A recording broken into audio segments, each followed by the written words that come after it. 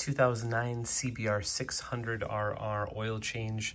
Super simple. We've got, let's see, 2, 4, 6, 8 bolts. We've got one all the way back, the very end of the fairing. Another one you can see here all the way up at the very front, right here. These are all a 5mm hex wrench here. Super easy to take off.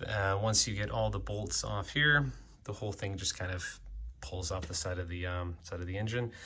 So pretty easy to get the cover. Once you have the cover off, the drain plug right here is a 12mm, and the oil filter is right in the back.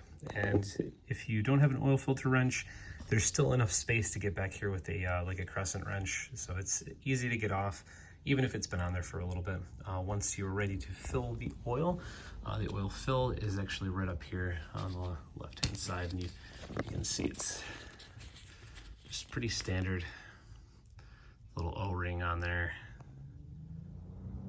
And when you've got it all filled up with the proper amount of oil, it should be about 3 quarts. You'll be able to check in the window here, and when it's on the kickstand, you can't really see the oil level properly, so you actually have to kind of tilt it up a little bit. But once you get it tilted, you'll see that oil level come up there. Should be right around the center. So for this particular engine and filter, it's about 3 quarts after it's been completely drained. So that'll put it right in the middle.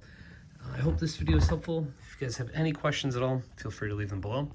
Otherwise, thanks for watching. Good luck with your project and have a great day.